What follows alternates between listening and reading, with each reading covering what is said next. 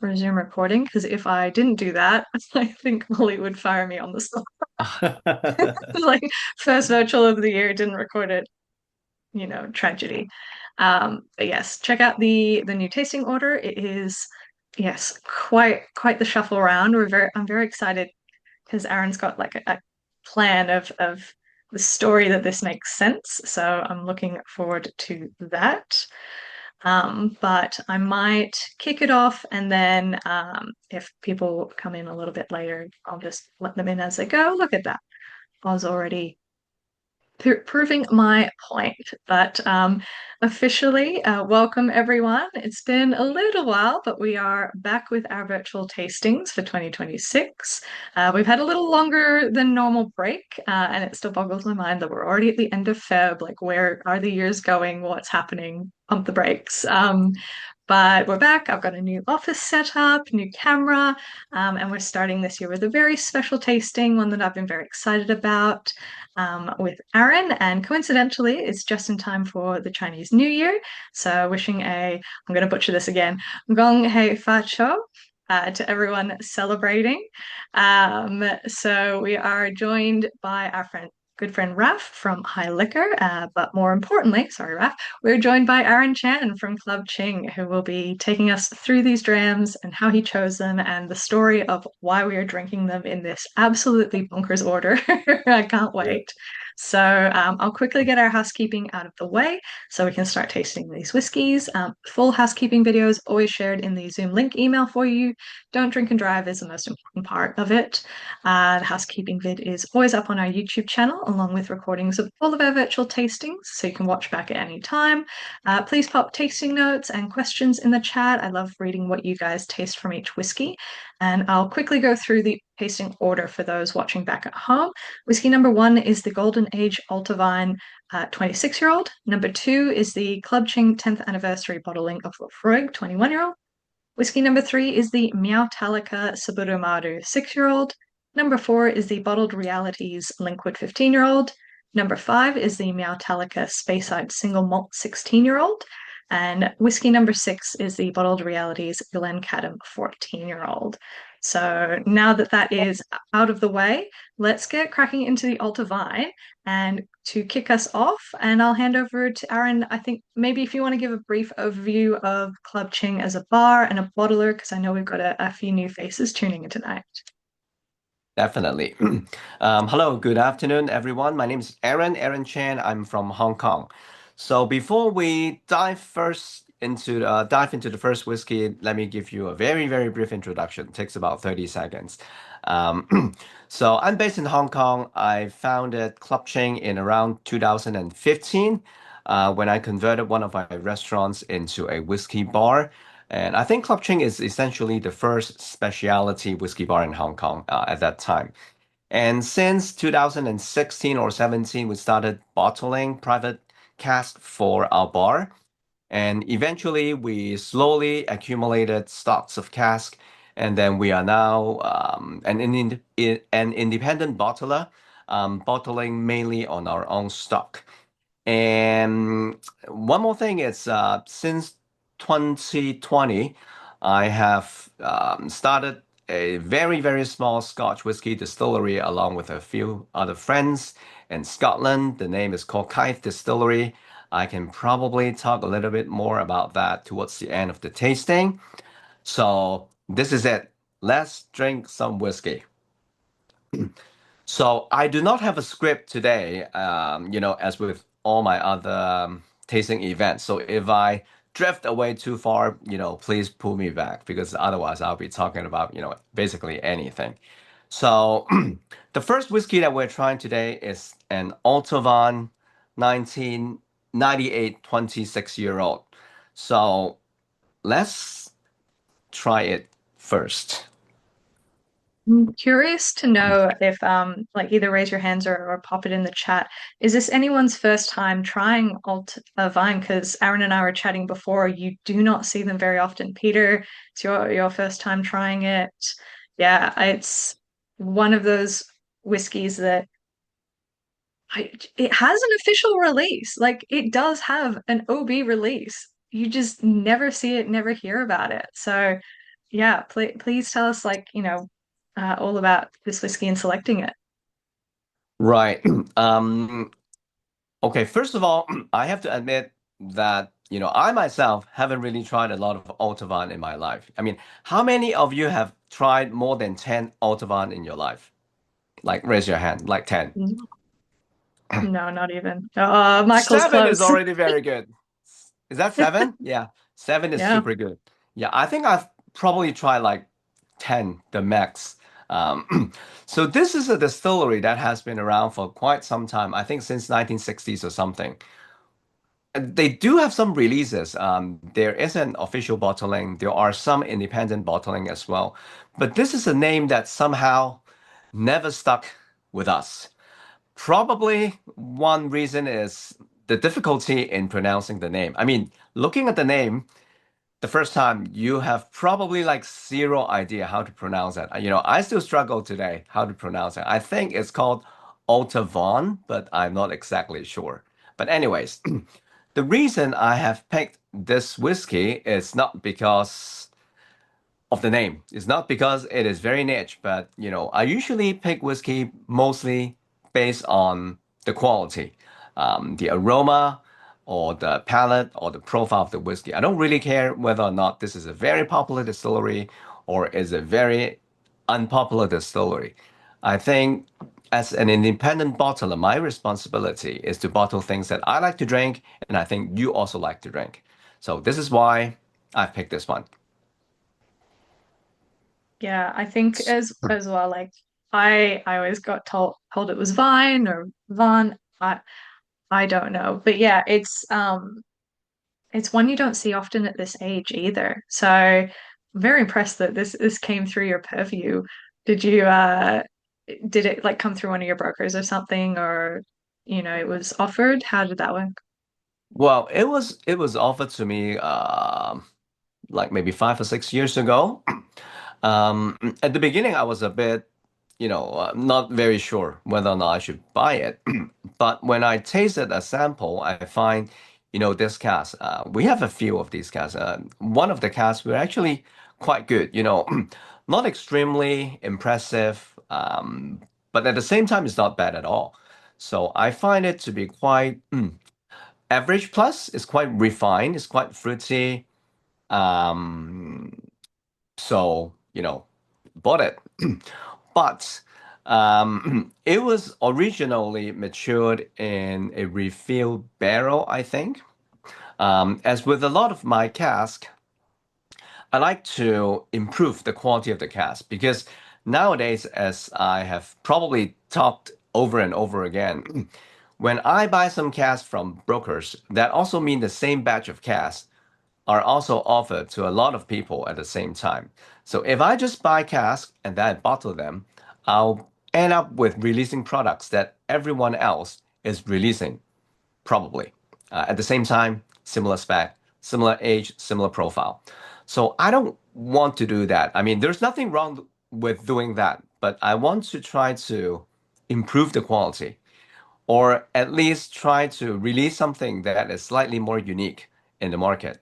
So my way of doing it is usually select cast that I believe has potential to age a few more years, and then age it, or maybe put the cast into a completely different type of barrel or wood to do a secondary maturation to add a separate layer of aroma and taste to it. So this is one of those examples. So this cask was originally a refill bourbon barrel, I think. And then around 3 years ago, I put this cask into a PX sherry cask for secondary maturation to add a little bit of layer. So if we nose it, you will notice a quite prominent aroma of dark chocolate, ripe oranges. So I believe the dark chocolate definitely comes from the sherry cask. But at the same time, the sherry does not completely overshadow the original aroma. For example, I can still find some fresh peaches, lemon, or maybe even iced lemon tea, oranges on the nose. And then, um, does anyone get like beef soup or beef consomme on the nose? There's definitely like a savoriness to it. For me, I always get apricots off of Allt-A-Bhainne, and it's those, when you get those really like dried sulfurous apricots. Right, I think that kind of savory, that sulfuric savory tone, but it is so fruit dominant that it's not savory in the same way that like a Craigellachie is. It has this like very like soft kind of fruit saltiness to it. But yeah, right. I always get apricots, apricot muesli bars, apricot syrup. Like I've always found that in this distillery. Don't know why. You probably have more experience drinking Altovan than I do. I think I've probably only had four or five. Mm. And it's been, I think that Liquid Sun 23-year-old I was telling you about, which was like bright, and then a 7-year-old full maturation. When you said this was PX, it brought me back instantly to a 7-year-old Japanese indie bottling of Allt-A-Bhainne by Kingsbury, which I believe was full Wow. maturation PX. I Right, think it was bottled at like 64% ABV, but it drank so easily. It was wild. And it shares a lot of those similarities with that whiskey, that like that lovely syrupy quality to it. Um, and I have tried the OB, which not a good nose pour whiskey, but as soon as it's right. got some oxygen in it, it's phenomenal. So yeah, it's one of those distilleries that like yeah, maybe needs like a little bit of wiggle room, like a little bit of playing with to really show its full potential, I think. Right. Michael mentioned umami powder or MSG powder. I think that's quite true. MSG powder, I am not exactly sure. I've never sniffed MSG powder like directly, but I can imagine that's probably the savoriness that we're talking about. So let's get to the palate.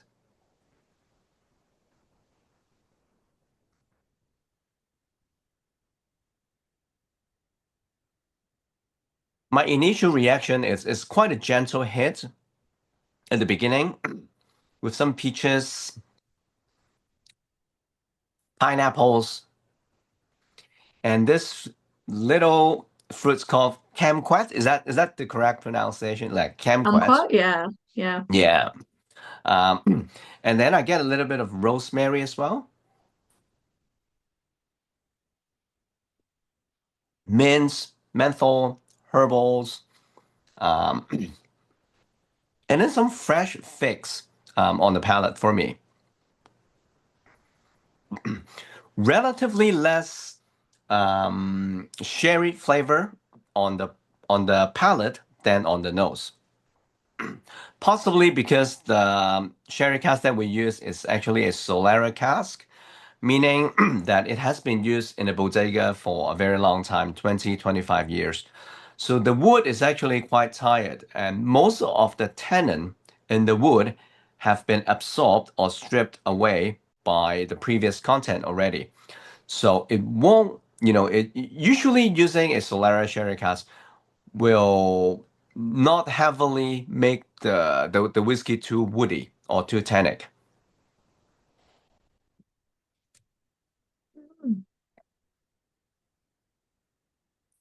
Yes. The finish on the whiskey is relatively short, probably because of the low ABV.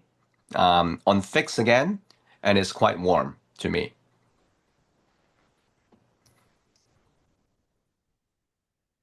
Yeah, it's gorgeous. I think show of hands for those who have the video on it or for those in the comments.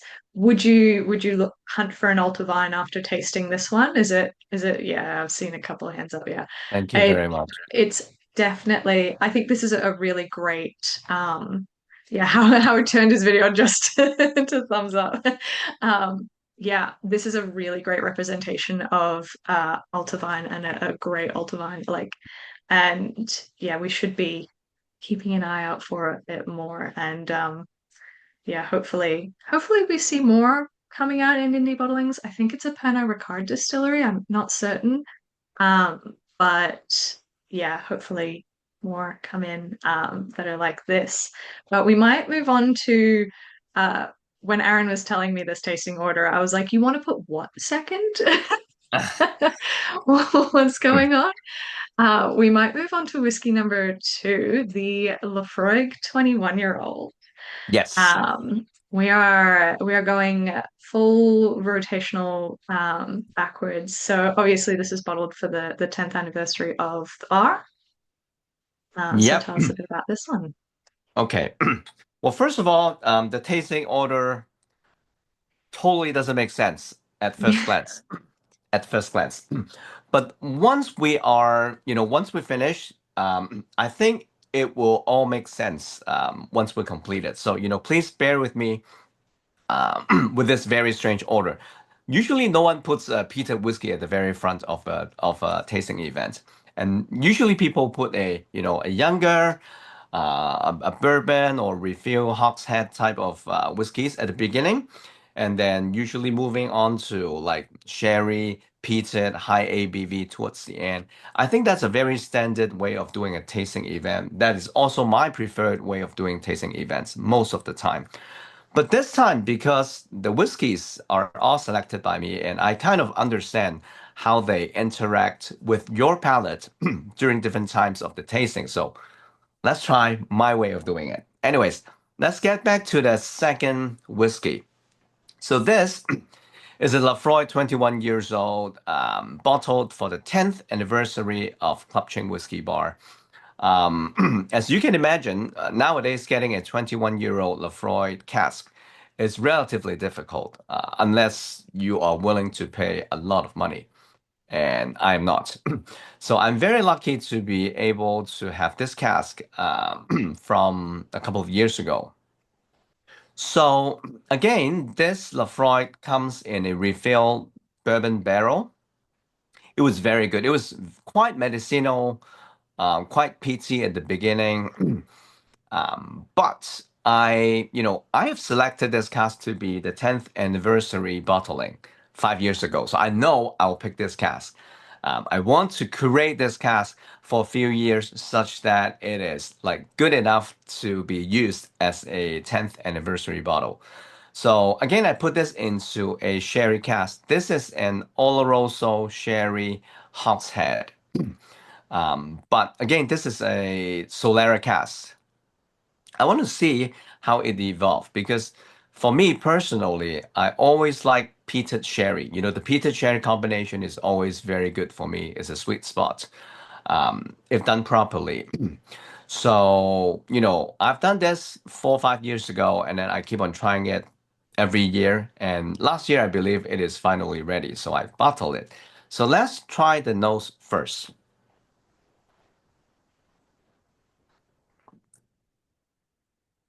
First of all, I find a lot of sweet peat. So, it's not like rough or green peat, but it's like sweet peat, peat with sweetness. Oyster shells, or you can describe it as coastal, just like you're standing on the coast, and if you inhale, you can smell the seawater and the environment. A little bit of bonfire, antiseptic,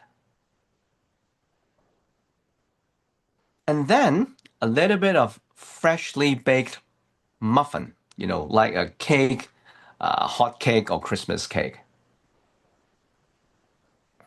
This is not a super medicinal and peaty Laphroaig. I believe this is a relatively mild Laphroaig on the nose. Now let's try the palate.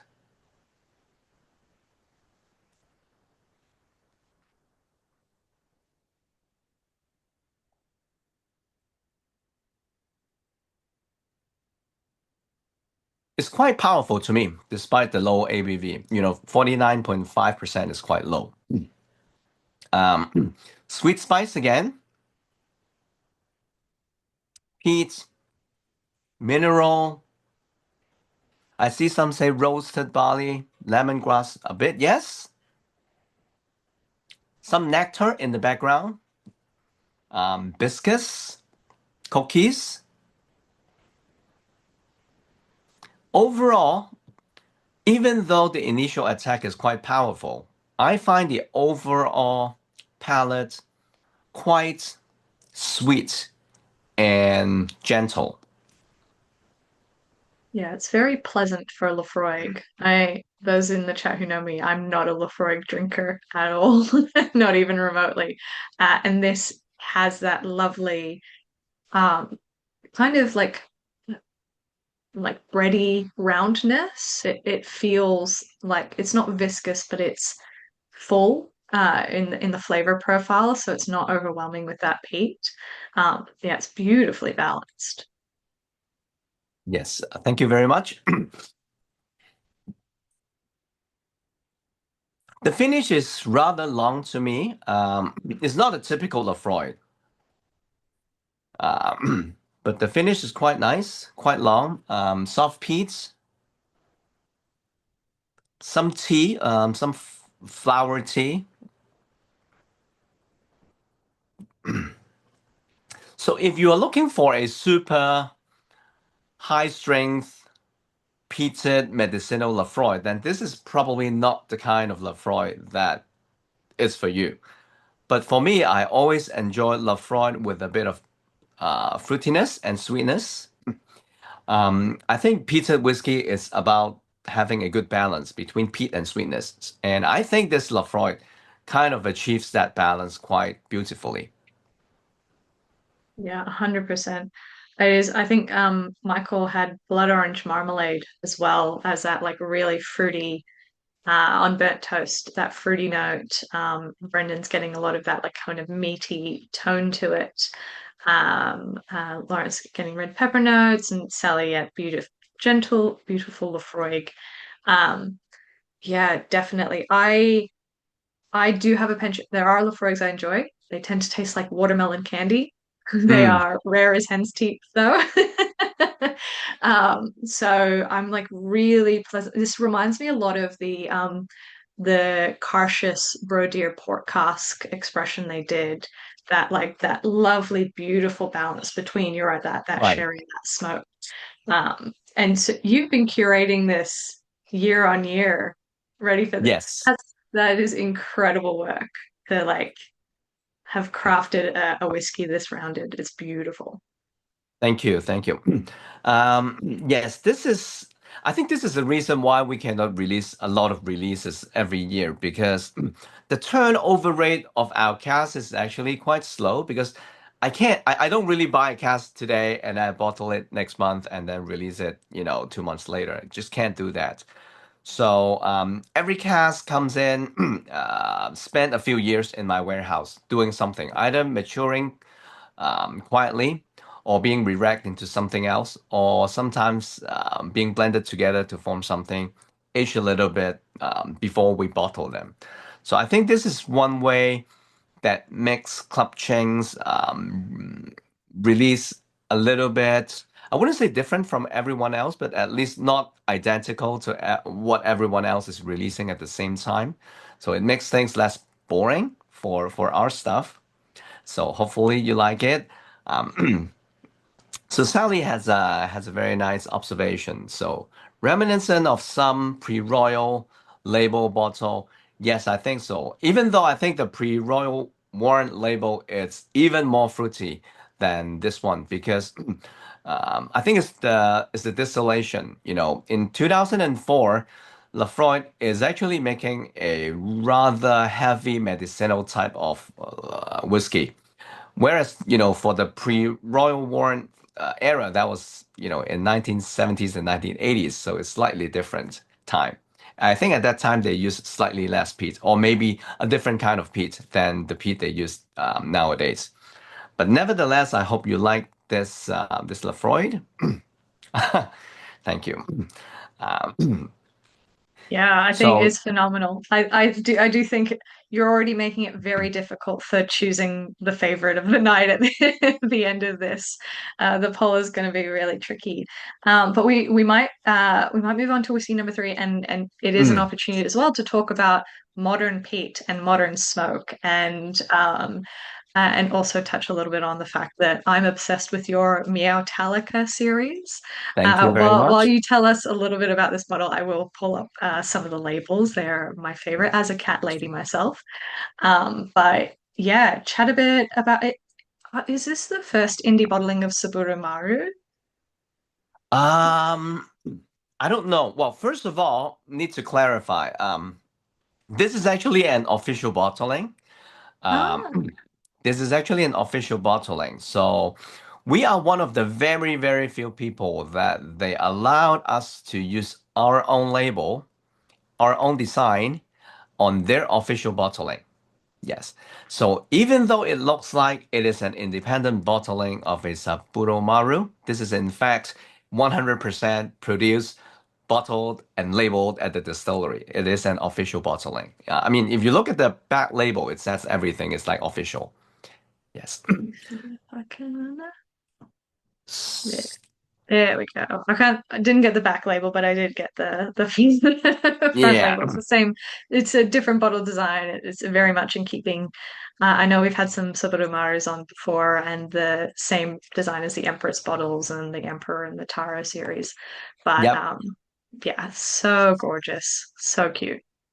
So let me maybe while we enjoy this Sapporo Maru, let me talk a little bit about this series called Mutalica. Is I think it's definitely worth mentioning. So every year when we release new products, I like to come up with a name, so-called like a mini series name for a series. It's usually four, five, or six bottles. So the Mutalica was a series we developed last year. So my thinking was, what if we live in a parallel universe where cats rule the world instead of humans? So what if there is a band, a heavy metal band, in this parallel universe that is, made up of cats? What would they call themselves?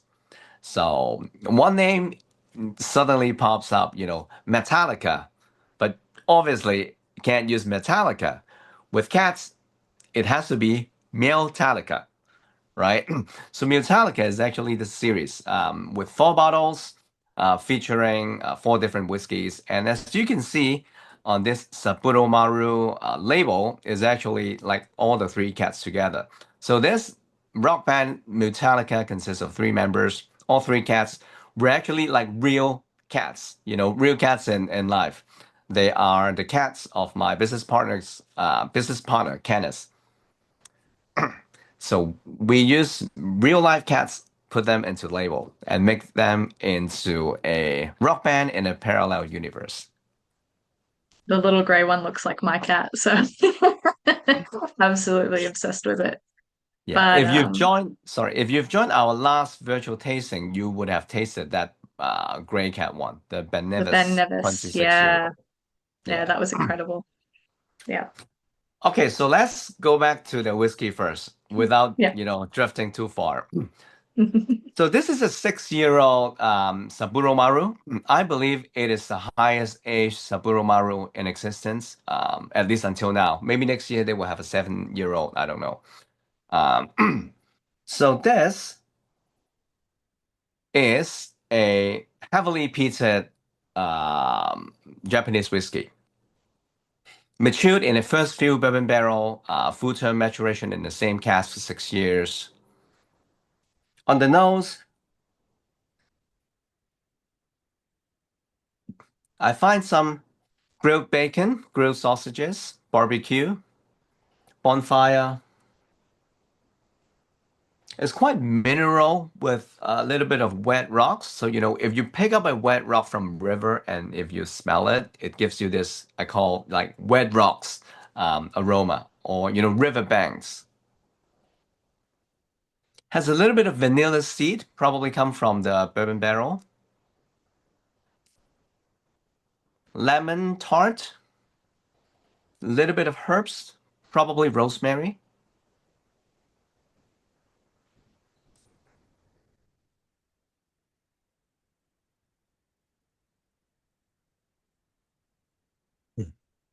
On the palate, you can quite obviously feel the youngness of this compared to the Laphroaig we just tried. Very nice peat, not too overwhelming. Pine needle, a little bit of pine needle on the palate. Little bit of woodiness, and then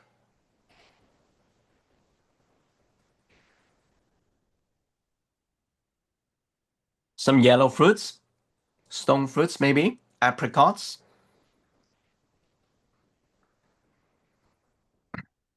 Grilled preserved lemon and sumac chicken. Mm,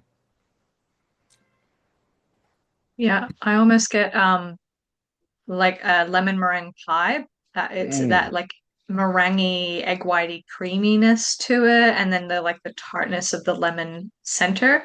But maybe you left it in a little bit long, hence the smoke. It is very like soft and subtle right. for the smoke, and it really is dominated by that brightness and that grassiness and that oakiness to it as well. It's fantastic. Thank you. I think for this one, it's nice peat and nice ash. The finish is quite long. And overall, even though it is young, but it also has the complexity of a whiskey that, that feels like a little bit more than 6 years old, like maybe 10 or something. Yeah, yeah. Lawrence is just saying it's very complex for a 6-year-old. Like, completely agree. Brendan says, butter on the palate might need a little time to chill for me. I definitely think this is a whiskey that would really like oxidization would just develop the flavors even more. Mm, I think, yeah, giving it a little bit of air. If I had more than one glass, I would pour some out to taste at the end of this. But yeah, I think, yeah, that softness with time will come absolutely. But it is, yeah, gorgeous and bright. And I think Michael said as well, hints of mastic, that like aniseedy, but not. Mastic is a really hard one to describe. right. But Um, yeah, okay. I can comment a little bit more on this one because this is, as you can imagine, as an independent bottler, I like a lot of control of my cask. I like to be able to decide when to bottle it, how to re-rack it, where to put it, how to age it. But imagine for a distillery bottling, I essentially lost control on all of these things. I can't really control where they put the cask, whether they put it like very high up on the racks, close to the sun, or very close to the floor, such that it's cold. You don't really have a lot of control. So I'm usually quite reluctant in choosing a cask directly from the distillery without being able to play around with it. This is a this one is an exception because as you can imagine, I have negotiated with the distillery a lot on a lot of different things, including the use of my own label, which is quite unusual. So another thing that I have been able to negotiate is, I'm not sure, Emma, if you can edit this out later so that it doesn't have a yeah. record. Um, Cut here. yeah, this is a secret only for you guys. Perfect. And return. When I'm editing it later, it'll just be like gone. But for the people who've got a kit and whatnot, Of who, course. who are watching this back, I'll mention it briefly in the follow-up email sending out the recording link. So it doesn't go to the wider public, but very, very cool information to know. Yeah, I'm a massive fan of what Saburo is doing. I think they're making some of the most like I feel like the New World distilleries out of Japan are making incredible spirit, incredible whiskey. Right. And yeah, obviously, peated is not exactly something we get a lot out of Japan outside of Yoichi or some like small releases. So they're doing an incredible job. So this whiskey is lovely. Thank It's you so very much. lovely. And the cat element obviously sells it for me as well. I think I was talking to someone, it's like the crossover between whiskey people and cat people is bigger than you'd think. That's absolutely right. Yeah, Okay, 100%. so We hope might you move on enjoy. to, Yeah, we oh we yeah, should move on to the next one. yeah, we'll move on to the one that I originally had first on the tasting list. The bottled realities Linkwood Linkwood. 15-year-old. Yeah. Right. So a normal Okay. one to start a tasting with. Yes. A normal one to start the tasting with. This, I think this Linkwood is anything but normal. Okay. So what makes this Linkwood slightly unusual is that it is aged in a virgin oak barrel. So virgin oak barrel is a type of barrel that was never used before. So it's not like a first fill bourbon barrel because the first fill bourbon barrel has been used once, aging bourbon whiskey in the US. But a virgin oak is essentially oak that was, just cut and dried and made into a barrel and was never used to mature anything. So virgin oak is quite difficult to use because it has extremely high level of tannins. Extended maturation in a virgin oak cask will usually result in a whiskey that is super woody, very sweet, perfumey, or even undrinkable. So this Linkwood was matured in so normally, the industry usually use virgin oak cask for cask finishing, a very short-term finishing, 6 months, 12 months, usually like that, to add a lot of flavors to the whiskey in a very short amount of time. But this Linkwood was aged in a virgin oak barrel its entire life of 15 years, which is extremely unusual. So when I first come across this cask, I noticed that it was in a virgin oak. So I was extremely skeptical. I thought, wow, this must be like super woody. It has to be super sweet, like full of vanilla and banana and coconut, and it's like so sweet and thick that you can drink. But when I first tried it, I find it rather the opposite. It's actually quite elegant. It has all the good elements and it doesn't have the bad elements of a virgin oak cask. I have no idea what happened. Maybe they put it in a very, very cold place in the warehouse, such that the interaction with the wood is extremely mild. Anyhow, bought the cask, aged it for 2 more years, 3 more years, and then I decided now is the time to bottle it because it has shown very good sign of maturation. If I don't bottle it, it will become a bit too woody in 1 or 2 years. So here Yeah, you it's go. always Mm, yeah, always that thing of it's like you could go off a cliff at any moment. exactly. Could take a turn for the worse. So yeah. Right. So, please try the nose. It's very warm, vanilla, coconut, banana, lemongrass, marzipan, grapefruits, popcorn, pancake with syrup, all that kind of sweet, creamy, buttery, sweet notes on the nose. But you don't find it very woody.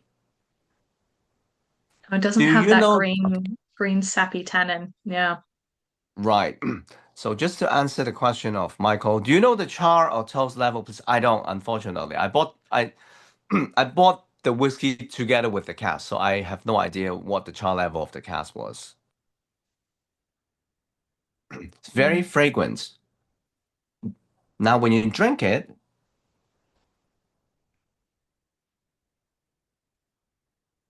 sweet, very sweet. Buttercorn, apricots, syrup, pancake,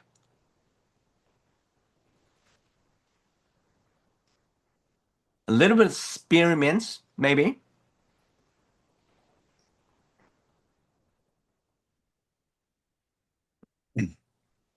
So is this cask strength or diluted? This is cask strength, definitely cask strength. Not a single drop of water has been added to this one. Yeah, wow. Finish Yeah, is that, long. Sorry. yeah. No, no, no. I was going to say that as soon as you said spearmint as well, it's that spearmint leaves, gummy lollies, that like bright jelly sweetness. I don't know if you get them in Hong Kong, but yeah, that, yeah, beautiful mintiness. Yes. Long finish. The sweetness lingers in your mouth even after you swallowed it for 10, 15 seconds.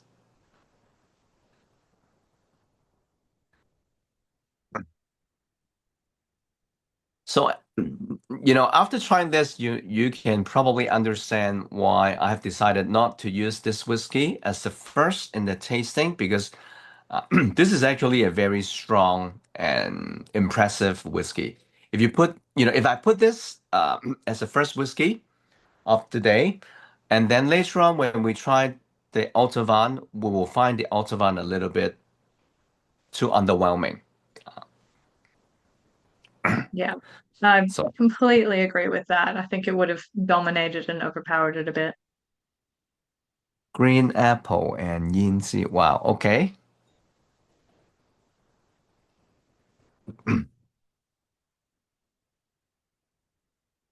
We have all tried a lot of Linkwood in our lives because Linkwood is a distillery that has a lot of products, sherry, bourbon, anything. But I don't think I've seen that many virgin oak Linkwood out there. I think this is probably the only one that I've seen, like full term maturation in a virgin oak barrel. So hope you like it.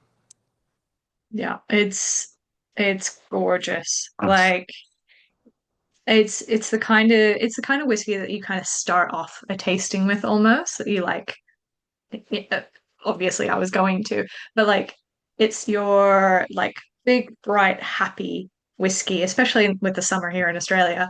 This big, bright, Right. happy whiskey that you sip on before you delve into, you know, like the deeper, richer kind of profiles, which we are going to get to. But I've just realized as well the next three whiskeys, they're all part of the Bottled Reality series, I believe. Almost two of them are. Sorry, two Two of of them them are. are. Yeah. So maybe I It's can talk mixed. about, should I talk about, what bottle realities are? Yes, yeah, yeah, yeah, absolutely. I'll see if I can pull up some. I think I've got a photo here actually. Okay, great. There we go. So there's three of them, I think. Yeah, one's a Linkwood, one's a Glencadam. Okay, yeah, the two blue ones are bottled realities. So bottled Oh, realities is a concept that we developed last year. So, we like to use interesting images as whiskey labels, and sometimes the images are even provocative, in terms of like mentally, or philosophically. So, bottled realities featured four different photos depicting four people. Well, one is a couple, stuck inside a bottle with a cork. So it looks a bit weird initially, but the idea is that nowadays we are actually living in a transparent jar or a bottle. We ourselves are like an exhibit, being examined or being viewed from people around us. But at the same time, we are usually not quite aware of that. With social media so developed, basically everything we talk about, everything we write, or even our every thoughts has been uploaded and is transparent and can be read by basically anyone online. So even though we are trying very hard to keep our life private, we can't. It's just like, the people inside these labels, they are in a transparent bottle. They are completely viewable from every angle, by everyone. So this is the concept of bottled realities. I it's a very kind of introspective approach to labels and stuff. And I think the way that you think about approaching labels and the world around you completely makes sense as to why you and Angus McGrail and Johnny are all good friends. You kind of have this same I think is the word sartorial, I suppose, approach to the world around us, and particularly like in Angus's case, the world of whiskey and the industry. Right. So yeah, I think it's really, really cool. We might I'm just conscious of time as well. We might quickly that middle bottle with the black cat on it is our Mm. next whiskey, the Speyside 16-year-old. And is this one where you can like kind of officially say what it is, or it's like Yes. Yes, I definitely can say that. awesome? Okay, so this is a 2008 16-year-old secret Speyside. Um, if you pay attention to the label, I actually didn't call it secret Speyside. I call it distilled at probably Speyside's goodest distillery. So for those of you who has tried some older bottling from Douglas Lane, does it ring the bell? You know, probably Speyside's finest? Some of you probably have tried it before. And can anyone tell me what probably Speyside's finest is? Which distillery is it? You can type it in the chat section or comment section. I'll give you a minute. So, you Any know, guesses? when I bottled this, I, more or less, it's not the Macallan, that's true. Um, I don't want to use probably Speyside's finest because this is probably a trademark owned by Douglas Lane. So I tried to choose something else. So I picked Glen something. Yeah, pretty close. But there are like, 50 Glen something. So I choose probably space. Okay, first of all the probably space size finest from Douglas Lane, they are actually from the Glenfarclas distillery. Unofficially, yes, unofficially admitted, but it's a known fact. So this bottle that you are drinking, it's definitely also from Glenfarclas. It's a single malt. It's not a blended malt. It's just a Glenfarclas that is not allowed to be named on the label. So I decided to use probably Speyside goodest. You know, goodest is a very strange word. It's not a proper English word. But if you search online in Urban Dictionary, the word goodness is actually quite popular in Hong Kong. It is actually a way to mock people with bad English.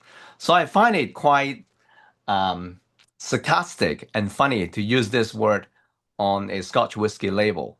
So I've decided to call it probably Speyside's goodest distillery. And yes, it is a Glenfarclas for sure. 16 years old. So this cask is also quite funny. This cask was full term matured in sherry cask. Initially, it was matured in a sherry hogshead, I believe. I tried the cask, very nice color, drink it, very average, unfortunately.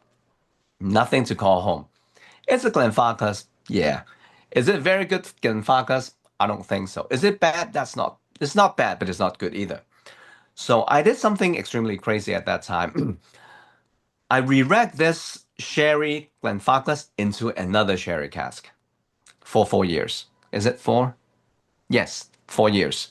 Um, trying to improve the quality of the whiskey and try to make it more Glenfarclas than it was. So, please try it.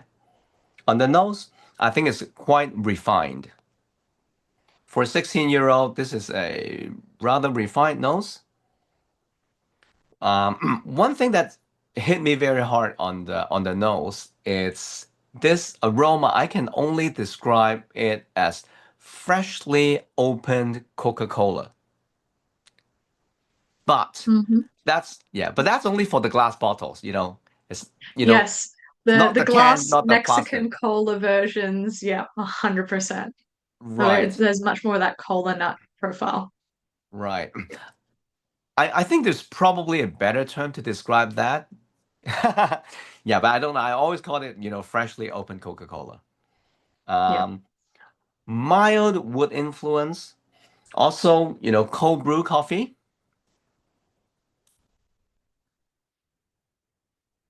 dried figs maybe, and some sort of sweet spice.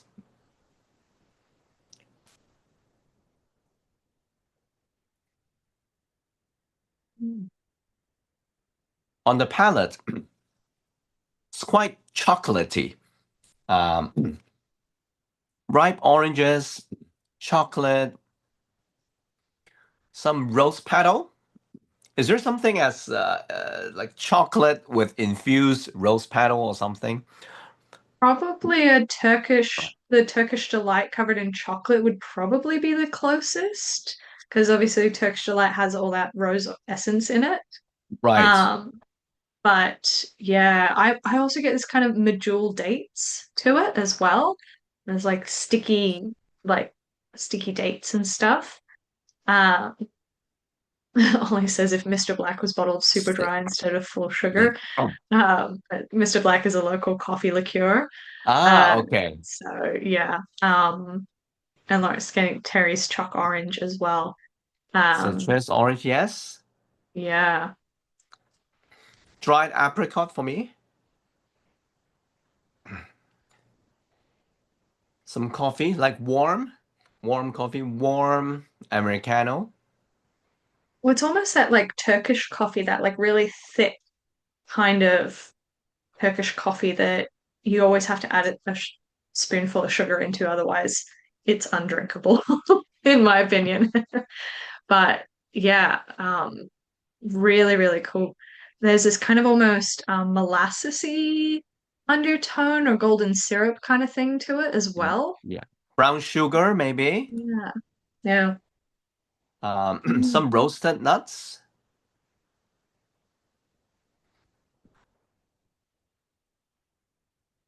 More dark chocolate than milk chocolate. Agree. Mm. Uh, So I yeah, also have a Scott's. little, yeah, sorry, some pickled cherry, in the finish as well. Mm. Yeah, Scott's brought up a great question for you. How difficult is it to source these casks, these spare casks that you're using for maturation or moving the Right, liquid into? And how either can you tell the quality of cask? How do you go about picking the cask right. for what you want to put into it? What's the process there? Okay, it is quite difficult to source high quality sherry cask nowadays. Um, to source sherry cask is actually quite easy because the whiskey industry is actually quite has a lot of demand for this. So there are a lot of suppliers for sherry cask. But the sherry casks that we use are primarily Solera casks, old casks used for 20, 25, 30 years in a bodega. And this kind of casks don't really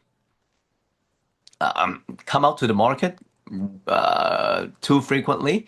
The only way where we can buy casks like this is through, talk to different bodegas, whether to see whether or not they have casks that are quite old that they want to retire, and then we buy them. Or whenever a bodega was acquired or go out of business, there will suddenly be a supply of these casks.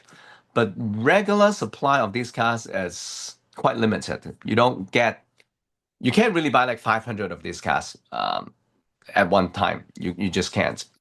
So I've been working with a few very good friends in Spain, and they have very nice relationship with a couple of the bodegas. So every year, I get to buy a certain amount of casks that they are retiring. So this is the first part of the answer. And how can you tell the quality of the cask? Absolutely no way.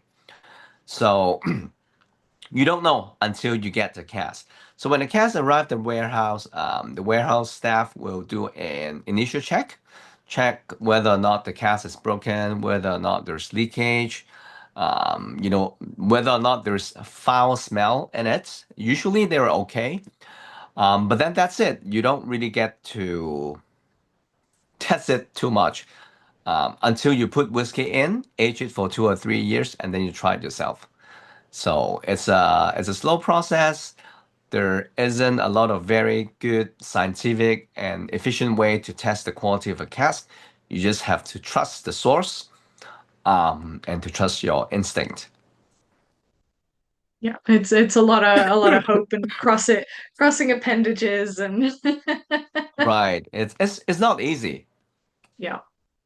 Yeah. Oh, Brendan has got a great question, which I think will also lead into our next whiskey. So crack into whiskey number six, the Glencadam 14. Have you Right. sourced sherry casks from outside of Spain? Obviously, here in Australia, we've got a phenomenal amount of Corny, Pera, Tokay, Topaik. I don't think there's any other names for Australian sherry because we're not allowed to use port and sherry. Right. But it's the exact same production and manufacture. We have an incredible history of it here. So have you tried looking at other countries for sherry? I have never tried anything, any sherry related wine that is not produced in Spain. Well, first of all, in terms of creating my whiskey, I am rather a quite a traditional person. I try to stick with the old style or old habits of making whiskey.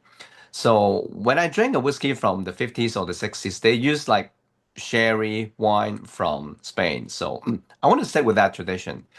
And the second thing is I don't have a source in all these other countries. So the short answer is no, I've never tried to use those casks. Am I open to using exotic casks? Also, no, because I believe not all casks can be used to mature whiskey. This is probably controversial, but for me, I primarily only use bourbon barrel, refill hogshead, sherry cask, or maybe Japanese oak. That's probably it for me. I never use wine cask. I never use port cask, Madeira, rum, cognac, or other types of cask. I think some distilleries or some people uh, can really improve the quality of a whiskey using that kind of cask. But I don't have that experience, and I don't want to take the risk to do that.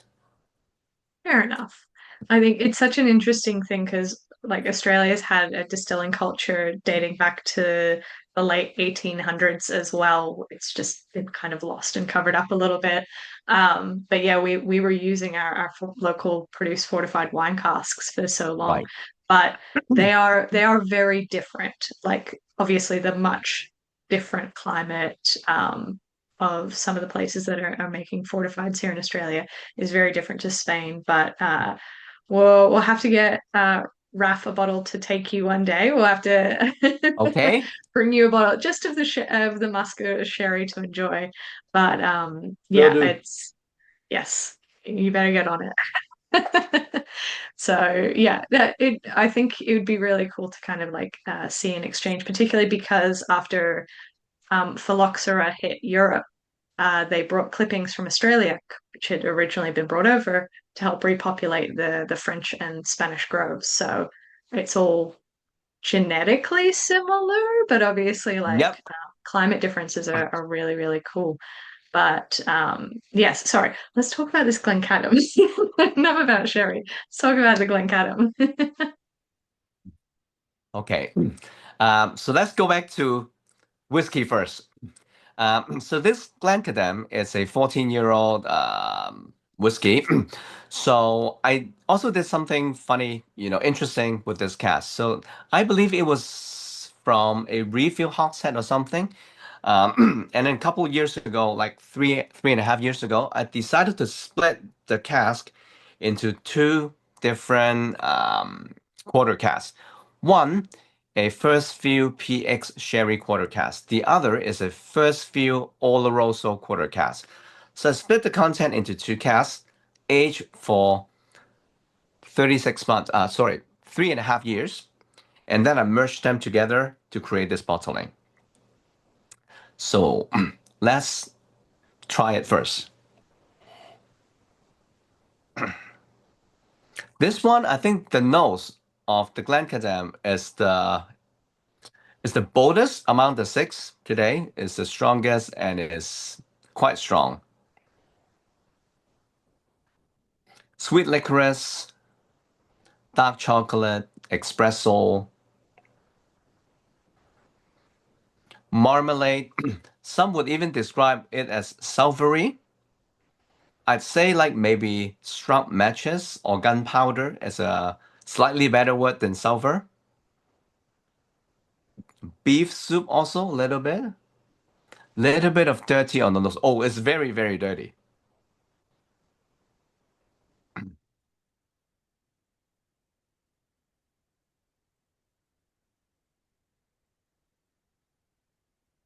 Beef ramen stock, yes. So on the mouth, it's very warming, almost peppery for me. Cooked oranges, orange chocolate. I think there's this this particular type of sweets that is made in France that is like orange, sugared orange covered with chocolate. I think there's a name for that. I think it's called like orange confit or whatever chocolate or something. Herbal liqueur, some lemon juice or grapefruit juice.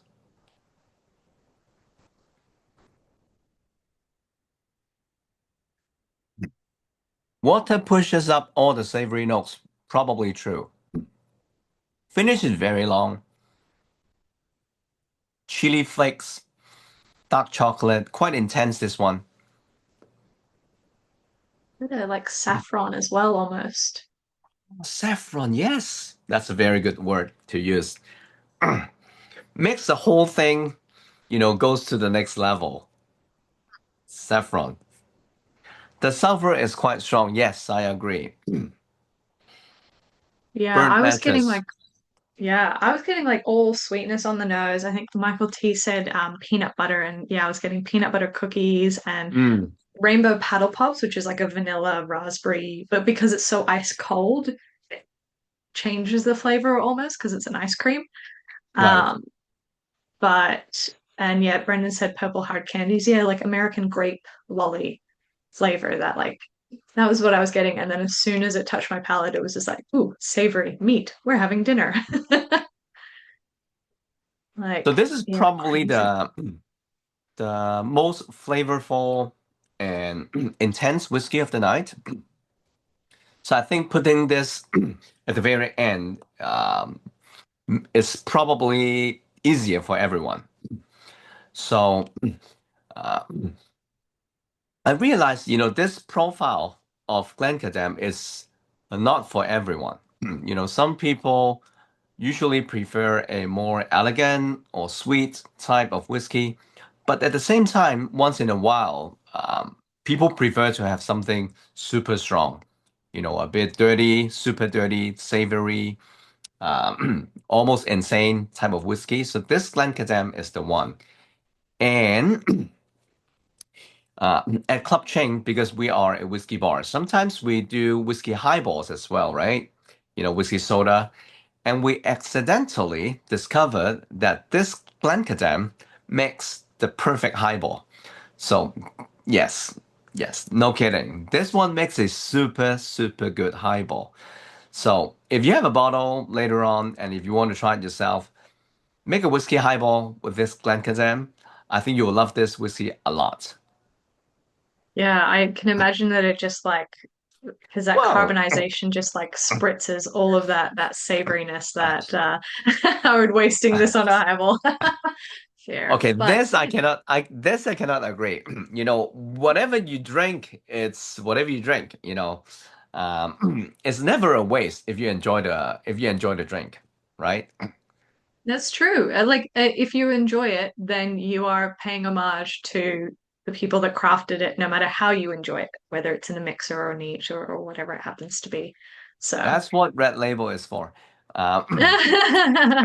was what Red Label was Broadly, designed for. broadly disagree. Broadly disagree. But Yeah. we'll leave this for next for next discussion. Next time when we have a virtual tasting, I'll probably be able to share with you something more about Yes. highball. Yeah, 100%. Well, I'm going to launch the poll. I'm really curious to see how this one goes. Aaron and Raf, you can see it as they're voting. Don't spoil it. Okay. And we'll announce it at the end. But Aaron, did you want to give us a quick update on how Kaif Distillery is progressing? I know that things are getting to the pointy end, like, it's, the long process of Okay. building and timelines getting pushed back. But Okay. I get asked this question a lot. Even a couple of days when I was still in Chichibu, everyone asked me the same question. So I'm quite well prepared to answer this.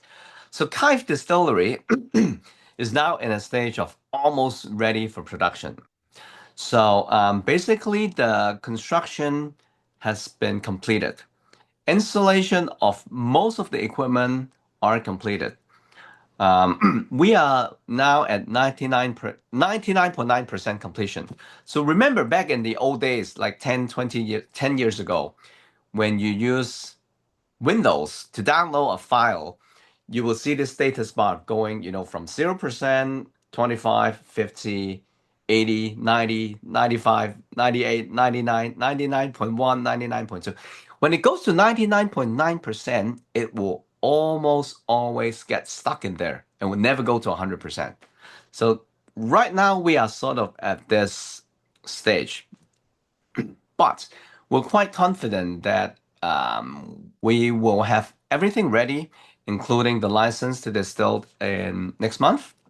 Once we have that license, which means we are legally allowed to distill, and this is what exactly we'll do.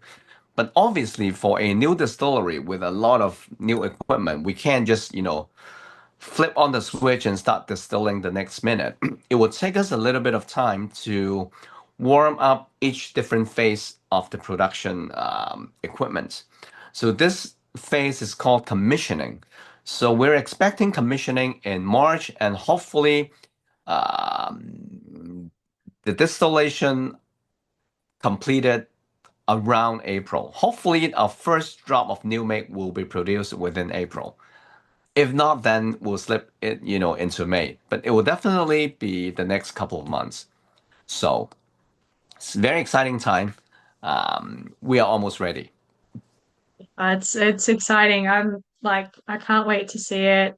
We've been seeing like all the little behind the scenes bits and bobs, and hopefully, I think we've got Angus joining us for a virtual tasting next month. So hopefully, Oh, nice. it'll He be, can give you a, even more update.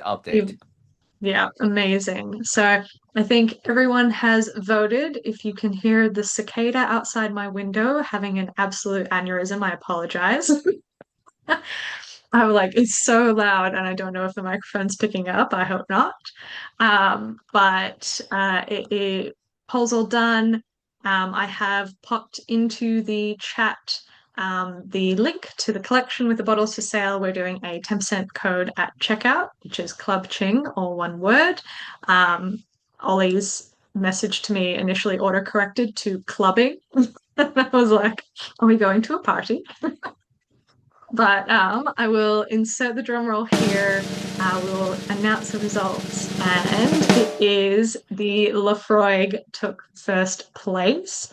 I think that that's kind of not a surprise. It was absolutely spectacularly crafted. You should be really, really like proud of how you mentored, I suppose, that liquid and that cask over the Thank 5 years. you. It's absolutely incredible.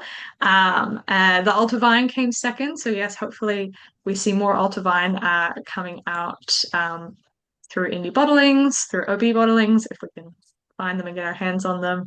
And then yeah, the Linkwood coming up third place, but I think yeah, Brendan said it was a tough call. There's so many great ones. Ollie rocked up late and is confused as to Yeah. why we did that tasting What? order. You're gonna have to watch it back, add to our YouTube view count. Don't rock up late. And then yeah, the Speyside Glencadam and then the Saburo Maru. They were Cool. all like phenomenal and unique in their own way, which I really, really loved. But I know we've gone a little bit over time tonight. But thank you so, so much, Aaron, for joining us, for sharing your tasting notes, for sharing these whiskies with us. Thank you, Raf, for bringing these whiskies to Australia. We couldn't do it without you.